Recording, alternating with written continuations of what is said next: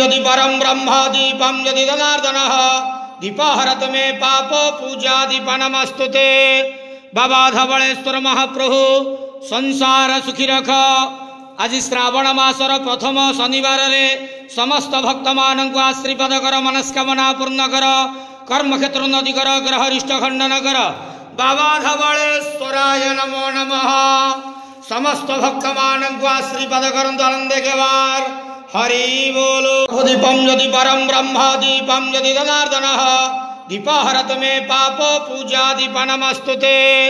बाबा धवलेश्वर महाप्रभु संसार सुखी रख।